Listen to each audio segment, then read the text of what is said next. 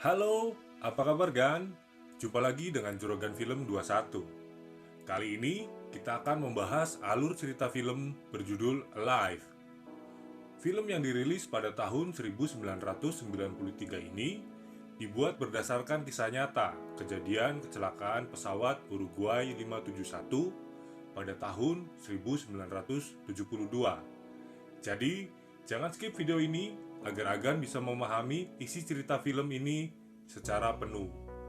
Namun, sebelum melanjutkan, bantu channel ini agar terus berkembang dengan cara subscribe, like, komen, dan share. Oke, tanpa berlama-lama lagi, mari kita mulai alur film kali ini.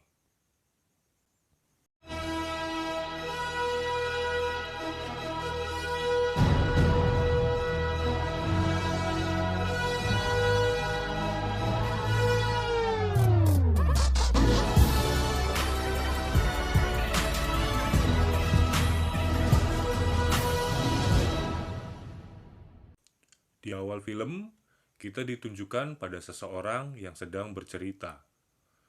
Orang ini adalah salah satu korban selamat kecelakaan pesawat di tahun 1972.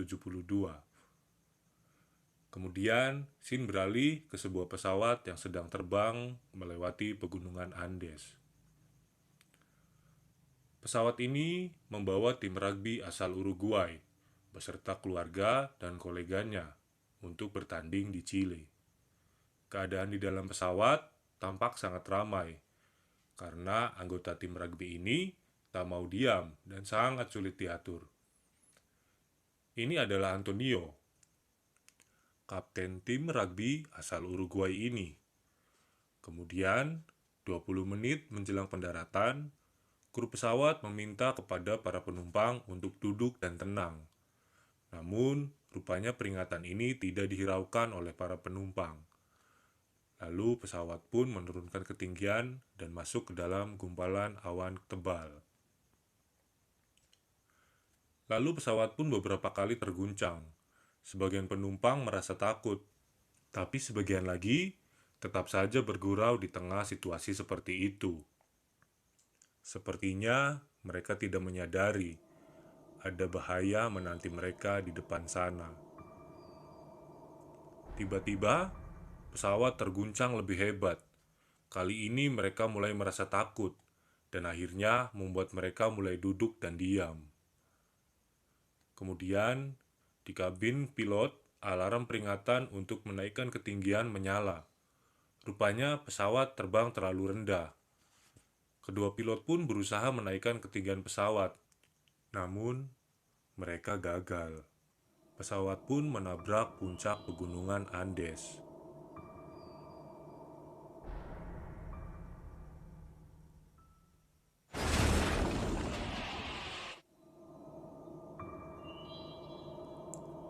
Pesawat pun hancur dan hanya menyisakan bagian depan pesawat. Bagian pesawat yang tersisa itu meluncur dan akhirnya menabrak gundukan salju. Banyak penumpang hilang dan tewas seketika dalam kejadian itu.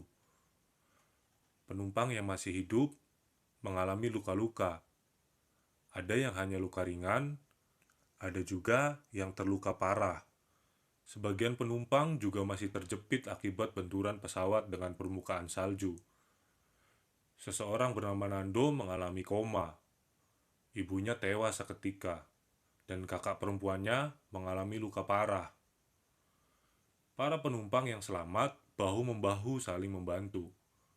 Beruntung, di sana juga ada Kanesa, yang juga merupakan mahasiswa kedokteran. Salah satu penumpang selamat mencoba melihat keadaan pilot. Satu pilot tewas seketika, dan satu pilot lagi terjepit, terluka parah, dan mengalami hipotermia. Sepertinya dia tidak akan bertahan lama. Sebagian dari penumpang dan kru yang selamat ternyata juga mengalami syok. Kemudian, sebagian dari mereka mulai mengeluarkan mayat-mayat para korban tewas dari dalam kabin pesawat. Kemudian, saat malam datang, Mereka semua kedinginan. Lalu mereka mencoba menutup lubang pada pesawat dan tidur saling berhimpitan agar tidak kedinginan. Esok harinya, beberapa orang yang terluka parah ternyata tidak mampu bertahan dan akhirnya meninggal. Saat ini ada 24 orang yang masih hidup. Mereka juga mencoba untuk memperbaiki radio, namun tidak bisa melakukannya tanpa ada energi baterai, yang mana baterai tersebut terletak di ekor pesawat yang entah jatuh di mana. Mereka mencoba menghitung bahan makanan yang tersisa. Ternyata hanya ada 5 botol anggur dan beberapa makanan kecil. Yang akhirnya dipimpin oleh Antonio, mereka mengatur dan membagi makanan tiap-tiap orang agar bisa cukup bertahan sampai mereka mendapat bantuan. Keesokannya mereka mendengar beberapa suara pesawat melintas. Namun karena cuaca yang buruk membuat mereka tidak bisa melihatnya. Yang tentu saja pesawat pencari juga tidak akan melihat mereka. Keesokan harinya, Nando yang sedang koma akhirnya tersadar. Dia sangat sedih mengetahui ibunya telah meninggal dan kakaknya dalam keadaan sekarat.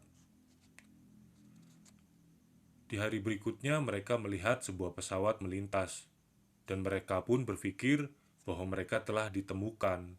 Mereka semua sangat gembira. Dan di malam harinya, saat Antonio tertidur, beberapa dari mereka gegabah dengan memakan semua persediaan makanan yang tersisa, karena berpikir esok hari mereka akan segera dijemput oleh tim penyelamat. Dan keesokan harinya, mereka pun menunggu hingga menjelang petang, dan membuat Antonio berencana untuk membagikan makanan. Namun betapa marahnya Antonio saat mengetahui makanan yang tersisa telah habis.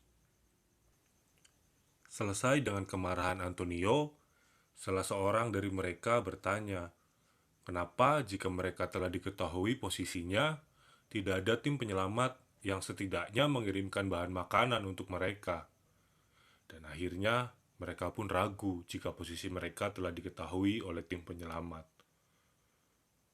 Kemudian, saat membuat kasur gantung untuk tidur 2 orang yang mengalami cedera kaki, salah seorang dari mereka menemukan radio, namun hanya untuk mendengarkan, bukan untuk berkomunikasi. Dengan antena buatan, Antonio mendengarkan siaran tentang pencarian mereka. Dan benar saja, pesawat yang melintas itu tidak melihat mereka. Esoknya, 5 orang dari mereka mencoba mendaki gunung untuk mencari ekor pesawat. Namun dalam perjalanan, salah satu dari mereka hampir saja jatuh ke jurang. Beruntung ia bisa diselamatkan. Karena tipisnya oksigen dan waktu yang akan menjelang malam, mereka pun memutuskan untuk kembali ke kabin pesawat.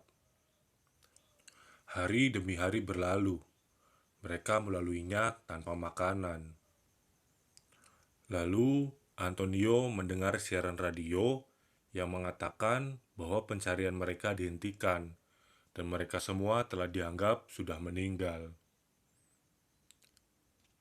Di tengah keputusasaan, Nando mengatakan bahwa mereka harus bisa mendapatkan makanan agar bisa pergi mencari bantuan, dan mengatakan mau tidak mau mereka harus memakan mayat teman-teman mereka. Tentu saja banyak yang menentang itu. Namun, malam harinya, Kanesa mengatakan kepada mereka bahwa ia rela jika saat ia mati nanti, mayatnya dimakan oleh mereka yang masih hidup, supaya mereka bisa bertahan hidup.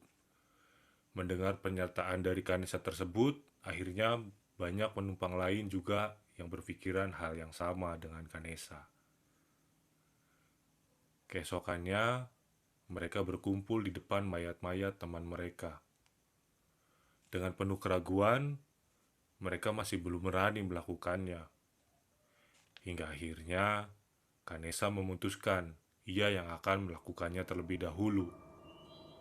Meski dengan menahan mual, Kanesa akhirnya memakan daging mayat tersebut.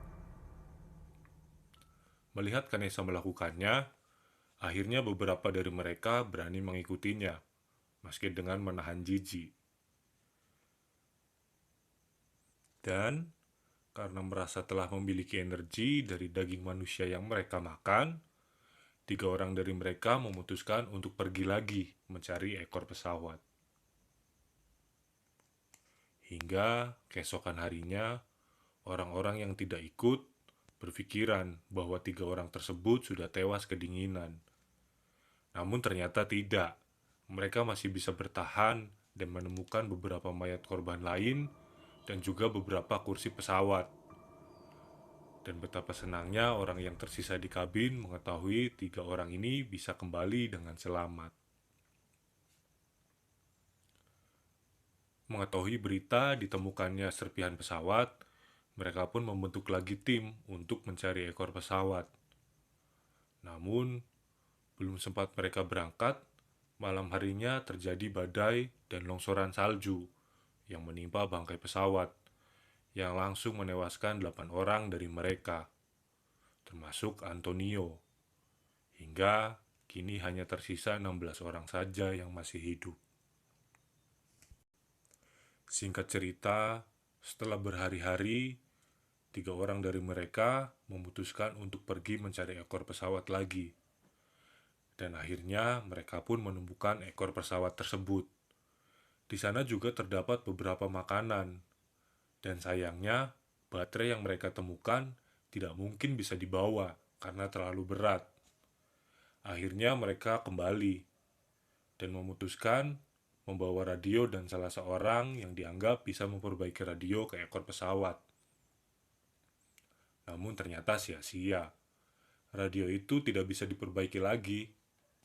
Akhirnya mereka pun kembali ke kabin dengan susah payah menembus badai. Singkat cerita, di hari ke-61, keadaan sudah sangat buruk. Potongan mayat, sisa makan mereka sudah berserakan di mana-mana. Dan salah satu dari mereka membuat kantung tidur untuk digunakan dalam perjalanan mencari bantuan. Akhirnya, 3 orang dari mereka pergi mencari bantuan. Mereka adalah Nando, Kanesa, dan Tintin.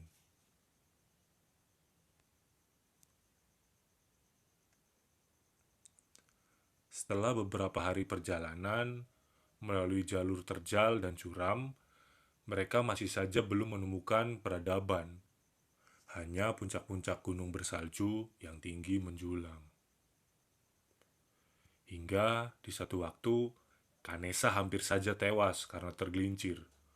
Beruntung ia masih bisa diselamatkan. Singkat cerita, setelah berhari-hari berjalan, Tintin memutuskan untuk kembali ke kabin pesawat. Lalu, Nando dan Kanesa pun melanjutkan perjalanan. Singkat cerita, setelah beberapa hari, akhirnya Nando dan Kanesa menemukan daratan hijau yang tidak tertutup salju. Shin pun beralih kembali ke dalam kabin pesawat. Di sana, tampak orang-orang yang tersisa sudah sangat putus asa. Namun, tiba-tiba terdengar suara helikopter. Dan benar saja, itu adalah suara 2 helikopter penyelamat, beserta Nando dan Kanesa di dalamnya. Mereka senang bukan main, bahkan menangis haru. Akhirnya, setelah 72 hari bertahan dalam keadaan yang ekstrim, mereka bisa diselamatkan. Kemudian, Shin kembali kepada orang yang muncul di awal film. Ia mengatakan bahwa beberapa waktu setelahnya tim penyelamat kembali ke tempat di mana mereka terjebak dan menguburkan sisa-sisa tubuh para korban yang telah dimakan oleh mereka. Film pun berakhir. Oke gang, terima kasih banyak yang sudah menonton video ini sampai selesai. Dukung terus channel ini agar terus berkarya dengan subscribe, like, komen, dan share. Terima kasih, salam sejahtera.